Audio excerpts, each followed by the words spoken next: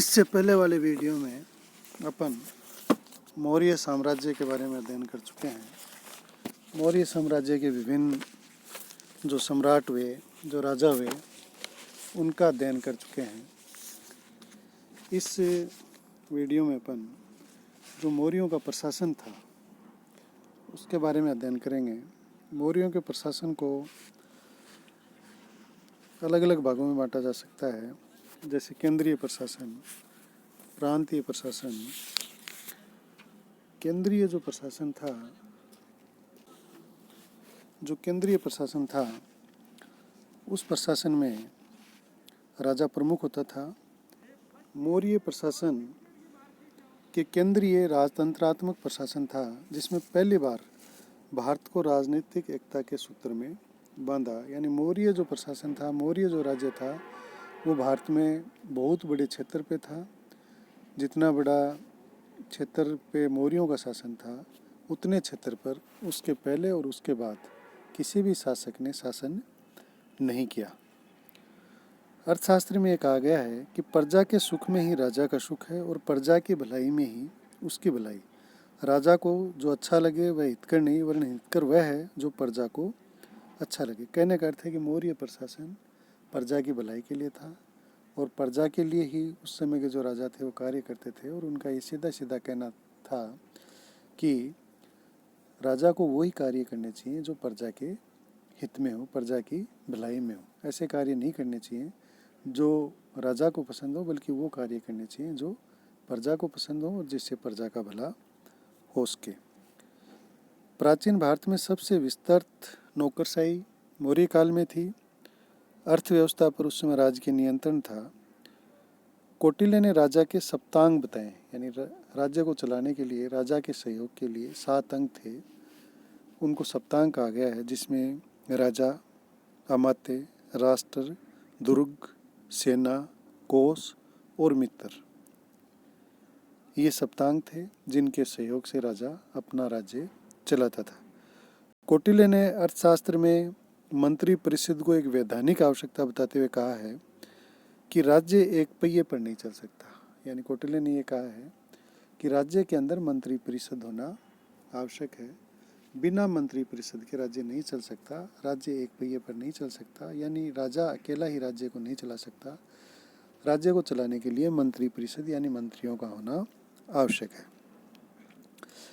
मौर्य काल के अंदर मंत्रिण और मंत्री परिषद, 2 तरह की सभाएं होती थी, 2 तरह के मंत्री होते थे। मंत्री परिषद के जो सदस्य थे उनको 12,000 पर्ण वार्षिक मिलते थे, जबकि मंत्रिण के सदस्यों को 48,000 पर्ण वार्षिक वेतन मिलता था। मंत्रिण में बहुत ही विश्वसनीय व्यक्ति होते थे और ये बहुत ही छोटी परिषद होती थी, जिसमें 3-4 व्यक्ति होते थे। मंत्री परिषद में मंत्रिणी से ज़्यादा व्यक्ति होते थे। अशोक के अभिलेखों में मंत्री परिषद को परिषा कहा गया है। केंद्रीय प्रशासन, राजा को प्रशासन के मदद देने के लिए 18 पदाधिकारियों का एक समूह होता था, जिसे तीर्थ कहा जाता था। राजा को प्रशासन में मदद देने के लिए 18 पदाधिकारियों का एक समूह होता था, जिसे तीर्थ कहा जाता था। इनको महामात्य के नाम से भी जाना जाता था। सबसे जो महत्वपूर्ण तीर्थ था वो मंत्री और पुरोहित था। मंत्रियों की नियुक्ति हेतु इनके चरित्र को जांचा परखा जाता था, जिसे उपदा परीक्षण कहते हैं। यानी उस समय परीक्षण किया जाता था, जिस तरह आज प्रतियोगी परीक्षाओं के माध्यम से अधिकारियों की नियुक्ति होती है, उसी प्रकार मंत्रियों की नियुक्ति हेतु इनके चरित्र की जांच की जाती थी, जिसे उपदा परीक्षण कहते थे। युक्त तथा उपयुक्त केंद्रीय तीर्थ एवं अध्यक्षों के नियंत्रण में कार्य करते थे। इनके द्वारा केंद्रीय व स्थानीय शासन के बीच संपर्क बना रहता था। मंत्री परिषद के नीचे द्वितीय श्रेणी के जो पदाधिकारी थे, जिन्हें अध्यक्ष कहा जाता था। यानी जो मौर्यों का केंद्रीय प्रशासन था वो मंत्री परिषद और मंत्रिण द्वारा चलाया जाता था। मंत्री परिषद के सदस्यों का वेतन 12,000 पर्ण वार्षिक, मंत्रिण के सदस्यों का वेतन 48,000 पर्ण वार्षिक होता था। मंत्रिण में जो राजा के विश्वसनीय व्यक्ति होते थे वही होते थे और वो लगभग 3 या 4 व्यक्तियों की परिषद होती थी। फिर मंत्री परिषद होती थी। इसमें जो अधिकारी होते थे उनको तीर्थ के नाम से जानते थे और तीर्थों से नीचे जो अधिकारी होते थे उनको अध्यक्षों के नाम से जानते थे। अर्थशास्त्र के अंदर 26 अध्यक्षों का उल्लेख है, यानी 26 तरह के अधिकारियों का उल्लेख है जिनको अध्यक्ष कहा जाता था।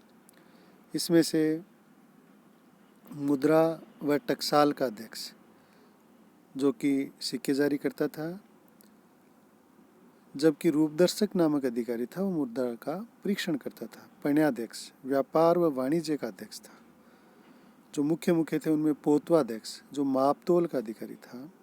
सिताध्यक्ष जो कि राजकीय कृषि विभाग का अध्यक्ष था। सूराध्यक्ष आबकारी विभाग का अध्यक्ष था। शून्याध्यक्ष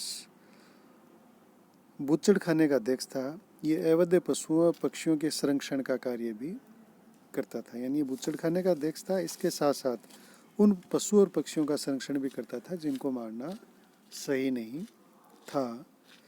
विविताध्यक्ष चरागाहों का अध्यक्ष था। नवाध्यक्ष नौसेना का अध्यक्ष था। गणिकाध्यक्ष वेश्याओं का निरीक्षक था। लवणाध्यक्ष नमक अधिकारी था। अस्थि अध्यक्ष हाथियों की देखभाल का अधिकारी था।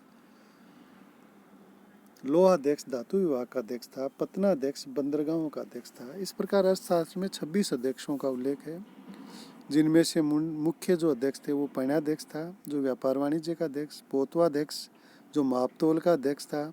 सिताध्यक्ष राजकीय कृषि विभाग के अध्यक्ष को क्या कहते थे?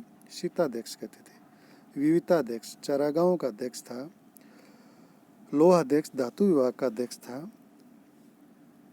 इन अध्यक्षों के अलावा जो अन्य अधिकारी थे उनमें महामात्य परसरप था, जिसमें गुप्तचर खुफिया और सूचना विभाग का जो अधिकारी होता था उसको महामात्रा प्रसरण के नाम से जानते थे। प्रशस्त्री नामक अधिकारी जेलों की देखभाल किया करता था। इसके अलावा अध्यक्ष भी होता था जो जेलों का ध्यान रखता था, जेलों पर कार्य करता था, उनकी देखभाल करता था। अर्थशास्त्र में इन अध्यक्षों के अलावा 18 तीर्थों की सूची है जो कि अध्यक्षों से ऊपर के अधिकारी होते थे, ऊपर के व्यक्ति होते थे। इनमें जो सबसे प्रमुख थे वो थे मंत्री और पुरोहित। दूसरा जो तीर्थ था वो था समाहर्ता। समाहर्ता का कार्य था राजस्व का संग्रह करना, यानी राज्य का जितना भी राजस्व था उसका संग्रह करने का जो कार्य था वो समाहर्ता द्वारा किया जाता था। सन्निधाता कोषाध्यक्ष होता था। सेनापति युद्ध विभाग का मंत्री था। युवराज राजा का जो उत्तराधिकारी था। प्रदेष्टा फौजदारी न्यायालय का अध्यक्ष होता था, यानी जो फौजदारी न्यायालय था उसके अध्यक्ष को प्रदेष्टा कहते थे। उद्योग धंधों का जो प्रधान निरीक्षक था उसको कर्मांतिक कहते थे, और जो दीवानी न्यायाधीश था उसको व्यवहारिक कहते थे। तो प्रदेष्टा और व्यवहारिक न्यायाधीश थे जो दीवानी और फौजदारी जो न्यायालय थे उनके कार्यों को देखते थे, उनके कार्यों को करते थे। अंतःपाल सीमावर्ती दुर्गों का जो रक्षक था वो अंतःपाल था। नागरिक नगर का जो प्रमुख अधिकारी था उसको नागरिक, दुर्गों का जो प्रबंध करता था उसको दुर्गपाल के नाम से जानते थे। प्रशासता राज्य के कागजों को सुरक्षित रखने, राज्य की आज्ञाओं को लिपिबद्ध करने वाले अधिकारी को प्रशासता कहते थे। आटविक वन विभाग का जो प्रधान था उसको आटविक कहते थे, और राजमहल की देखरेख करने वाला व्यक्ति द्वारिक, और सम्राट के अंगरक्षक सेना का जो प्रधान था वो अंतर्वशिक था। अशोक के अभिलेखों में पुरोहित का उल्लेख नहीं मिलता, जबकि चंद्रगुप्त मौर्य के समय में ये महत्वपूर्ण था। कहने का अर्थ है इन अधिकारियों में भी अलग अलग राजाओं के समय उनका महत्व कम ज़्यादा होता रहता था, लेकिन फिर भी हम ये कह सकते हैं कि मौर्य साम्राज्य के अंदर मौर्य प्रशासन को चलाने के लिए बहुत से कर्मचारी और अधिकारियों की नियुक्ति होती थी, और जिनको नियुक्त करने में उनकी योग्यताओं का परीक्षण किया जाता और परीक्षण के बाद में इनको नियुक्त किया जाता था।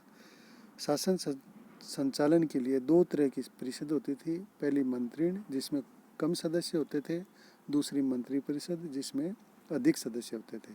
इसके अलावा जो अर्थशास्त्र है उसमें 18 तीर्थों का और 26 अध्यक्षों का भी उल्लेख है जिनके द्वारा शासन का संचालन सही तरीके से किया जाता था। इस प्रकार से मौर्य साम्राज्य का केंद्रीय प्रशासन एक सुव्यवस्थित प्रशासन था। धन्यवाद।